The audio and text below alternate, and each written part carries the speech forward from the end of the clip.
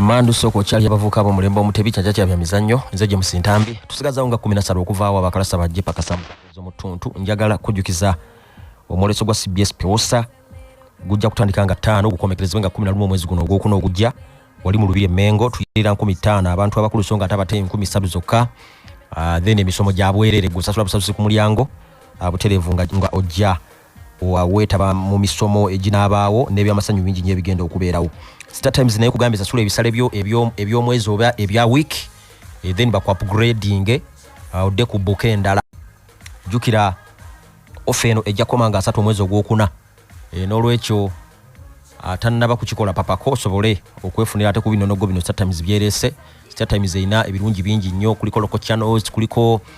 channels eziraga ligi ya Uganda tuinako Fufa TV tuinako Sanyuka Prime tuinako n'ebintu ebirala bingi nnyo kuliko ne Makula TV kuliko abadde Miss Uganda kalo ine ensonga nyingi lwaki oteekeddwa okuba ne Star Times awakaawo. Mu qualifiers ezabira 23 ezitwala mu ggwanga Cote d'Ivoire already teams musanvu zamaze dda okwefunira ebifo mu ggwanga Cote d'Ivoire ng'ogyeko abategesi abo bo bayitawo automatic era mu ludi gwabwe gwa 25 ngwa bakubaayo jukira bakakiwangula emirundi ebiri gyokka bakiwangula mu 92 bakiwangula eno na mu penalty then mu 2015 era bakiwangulira mu penalty bakuba timu ya Ghana nga baduumirwa gundi ono yayatule kakati bo gattako n'abalala abagenzi maaso n'okuyitawo Morocco mu kibinja ke yayise omulundi ogwe19 bano basemba kiwangula mu 7 mu kage banga dene balina ennyonta ey'amaanyi. Algeria mu kibinja F nabo bayiseewo bo bazizeeyo mulundi gwa 20 jukira bakiwangulako omwaka ogw'ekyenda nga bakuba Nigeria ne bakiwangula ne mu 2019 nga bakuba timu ya Senegal emisiri. Then South Africa nabo mu kibinja ke bayiseewo mulundi gwa 11 bali ba host ba 2 bakyenda mu mukaga nga bakafuna independence era mujjukira nti bagenda maaso n'okwangula ekikopo ekyo 2019 lwe bali basimba okukiika era bakolayo ekitiisa bakuba omutegesi ne bamuwandula era mujjukira nti omupiira ogwo gwagobya Hector Cooper Raoul ne guviirako ne federation ya Misiri yonna okulekulira. Then bojja ku Senegal ne Senegal nayo mu kibinja Ero yayiseewo mulundi gwa 17 jukira ekikopo kino yekirina. Burkina Faso nayo mu kibinja B yayiseewo mulundi gwa 13 then Tunisia nabo bayiseewo mu kibinja G omulundi gwa 21 kyebali bakoze ekyamanyi kuwangula mpaka zino mu 2 enanga bategese mu kibuga Tunis bakuba timu ya Morocco golo 2-1 abasajja abo aba Tunisia. So kakati mukadde kano wasigadde slots 17 ez'okulwanira era nga ku match day okutano y'omukaaga lutujja okumanya baani 17 abagenda okugatta ku guno omusanvu abayiseewo edda bolabe ekibinja nga B Cape Verde ng'erina obubonero 7 jukira kugambye already Burkina Faso bo bayiseewo dda mu group eyo balina ne points 10 then kakati mu group ye mulimu Swaziland na points 2 Togo na points 2 Togo ne Swaziland bakyalinawo chance entono ddala naye nga Cape Verde yerabika nti esobola okuyita bune ku match day 5 singebe wangudde. Then mu kibinja A Nigeria yetaagayo kabonero kokka kuba ino obonero 9 bwefunayo point emu yokka beyiseewo kasoyingira double figures tewali embeera ebekugaana butereevu kuyitawo. Then timu zendala nga Guinea Bissau balina points 7 Sierra Leone balina points 5 abano bakyalwana empiira ebiri ejja kubeera gya mugaso nnyo egibulayo kati Southampton Principal abalina point emu ne goal difference negative 16 abo bo ekintu balinga nga bakitadde in fact bakitadde bogera mu kibinja C mwe mwabadde no Cameroon gyo bagikubye emirundi ebiri under 23 yakubiddwa Gabon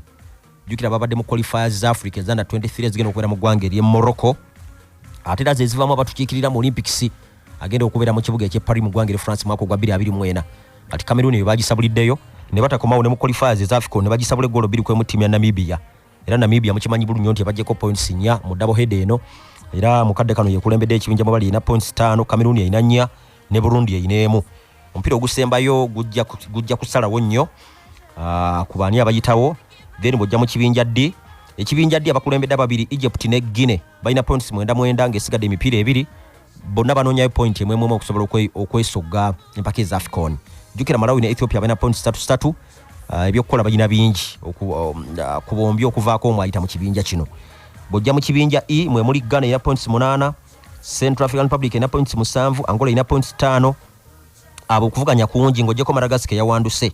bano abasatu balina chance era emipiira ogwokutaano ogw'omukaaga gujja kusalawo nnyo naye Ghana singagera maaso n'okufuna win ku mpira gwayo ogwokutaano ejja kuba eyiseewo kyekimu ne Central African Republic nayo singa ewangula omupiira gwayo ogwokutaano negenda ku points 10 naye bemaze okuyitawo mu mbeera eyo. then bwojja ku team zinga mu kibinja gimu muri Mali nayo yetagayo point emu kubange n'obonero mwenda. Kakati Kaluma Nywera kyali ku team zinga Congo ne Gambia ne South Sudan bonna bakyalina chance. Jukira Congo bakubye Mali egole mu kubwerere ku match day yokuna era be balemeseza Mali okuyita we bakufuna point jo yabadde naye mazo okuyitawo. No Gambia yakubye Mali, Congo yakuba South Sudan je tuyita Uganda B kuba basambyo bolaba gundi jeriga atendera basamba ompira gwe Tanzania yagutandika bolaba gundi Tito Okero yabatebere golo nga bali Congo bolaba Joseph Data yalinga musingo mu masaza bolaba Rashid Toya yalinga ku Vipers ne kondu paraka kati ali mu timu y'abanafa balwa Hill bolaba nga mulimo faces nyingi nyoze tumanyi wano mu Uganda. South Sudan yonenge nayo ina points 3. Then Gambia ina mukaga ne Congo ina mukaga abo bakyalwana match day 5 ne 6 bibijjo okusalawo ennyo. Then bogera mu kibinja H mwe muli abategesi ne Bona Gambia basamba kufuna match practice already balina points 10 mu kadde kano. Kakati mulimu Zambia yetaga point emu yokka yokka yavula mu Grant kuba mu double header gye basambe ne Lesotho june empira bagiwangudde nabawusa points mwenda. Game gye badda kubafuna point bajja kuyitawo. Comoros ino bonero busatu Lesotho ina akabonero kamwe eno yakivuddemu mu mbeera eyo. Then bojja kugwangeria kibinja I mwe muli Gabon ino bonero musanvu, Sudan ina mukaga, Mauritania ina butano, DRC Congo ino bonero buna. Ekyo ekibinja kikyali kizibu nnyo n'asembi akyalina chance eyitawo era match day okutano y'omukaga azezijja nabo kubasalirawo. Then bogera mu kibinja je mwe muli Tunisia abayiseewo edda kakati mulimu n'omulala Equatorial Guinea naye abulayo point emu yokka okuyitawo ino bonero mwenda. Libya ina busatu, Botswana ye ekintu yakivuddemu kuba nejjo bamukuyo mpira mulamba wake golo 3-2 timu ya Equatorial Guinea. Then bogera mu kibinja ero Senegal yo yayiseewo n'obonero 12 already yayiseewo dda ku mipiira ena dune badde wangula miwangule. Mozambique ina points 4, Rwanda ina points 2, Benin ina point emu bakyetaaganya emipiira ebiri egibulayo. Then ekibinja F kati kyekyaffe mwe muli Algeria yayiseewo eyo nabagambye tugyesonyiwe mpira gyonna eno egiwangudde era ina points zayo 12 bakubye Niger home and away jukira basembejju kuba gole mu kubwerere ate nga bwe bagikyaza bagikuba 2-1 wadenga Niger yali esose okubateeba.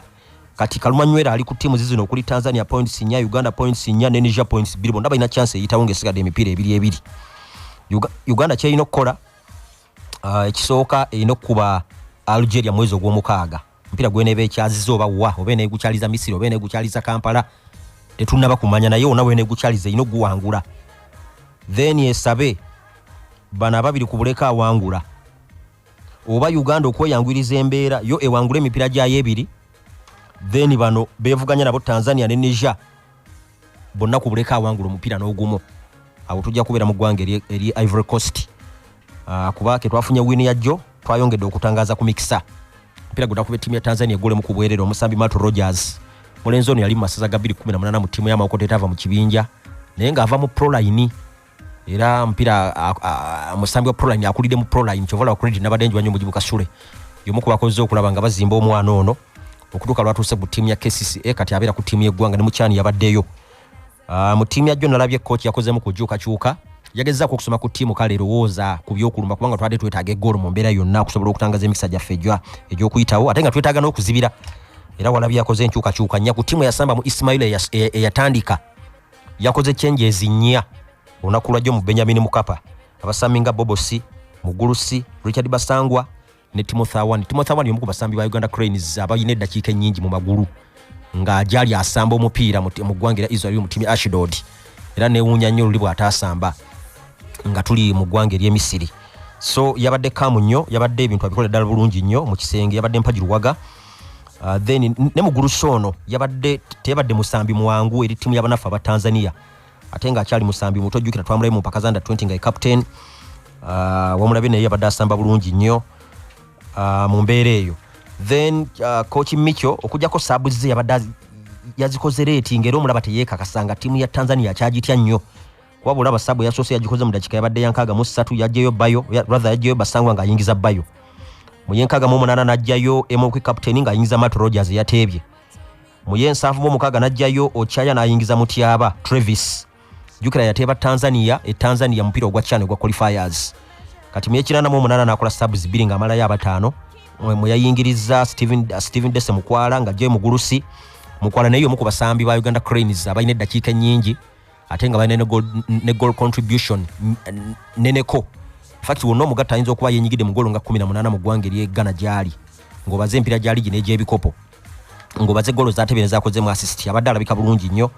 then ne Faruku Mia ne yazemu dakika 88 era yakoze omupira ogwo gwavudde mu goal ne tubanga twasobodde okufuna obubonero busatu mu gwange lye Tanzania kakati ngabo nkubulidde tugenda kuzako gwanga lya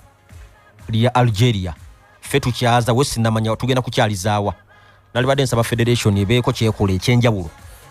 tubengo mpira gutugukyaliza ku St Mary's ekitende jukira kitende kisawe kya artificial turf abasambi aba Algeria abasinga obungi ba pro batera nnyo kwekana sebisawe ebya artificial ate n'engeri gye bayise oyinza n'okulaba nga abamu tebabayise banakitegeera nti bagenda kusambira ku kisawe kya artificial so kiyinza okutwanguyiramu nakyo ne kiba kabonero kanjawulo so twalirowoozezaamu konti mukadde nga kano federation bwe twanga twagala okuyitawo yali badde ekintu ekyo ekirowoozaako then nayagadde nnyo ne vibe ya MTN gyegera mu maaso n'okukomyawo era screen zabaddeyo abantu balabye omupiira mu kifo ekyolukale kyabadde kirungi at least Cranes yagenza okusamba ng'owulira abantu abasinga obungi bamanyi Cranes naye emipiira kitabaddeewo emabegako wali so ekyo nakyo kyadde kirungi nnyo mu mbeera eyo tuddamu kusamba gwa mukaaga games tusigaza 2 awakane kwawe then bwe tugenda kate mu nsonga endala Argentina mpira gy'omukwano ekubye kirakawe goals badde 7-0 Messi atebe hat-trick mu dakika zibadde 3-7 bwatyo ndo nabanga kati ye musambi asinga goal contribution ennene ku national team yakenyigira mu goal 15 mu mukaaga 12 zaatebe endala akoze mu assist era ye musambi wa South America asoose okuteba goal ku national team 10 n'omusobyo kuba kati ali ku goal 12 mipira 10 mu games 17 abamuli mu maaso jja kwogera ku basajja nga Alida yagenda atebe goal 19 Ronaldo record eyo najimenya kati ali ku goal 22 so Messi kimuteeka mu kyakusatu mu basinge goal nyingi atayinza okwera mu kyokubiri kuba ono Alida yamala dda ate ye Messi akyakuba omupiira odenga ine emyaka 35 in fact ajja kone emyaka 36 mwezi ogwa Sebaseka season eno yonna okuvala yatandika ngo baze mpira gyasambye ku timu y'eggwanga ne ku club ya PSG yakatebe goal 34 mulaba nga akyali mu season endala ku lukalu lwa Bulaaya kuvuganya okwa waggulu botunulira games 14 zasembye okusambira timu ya Argentina games 11 kuzabadde abera man of match atebedde mu goal 21 nakola assist 7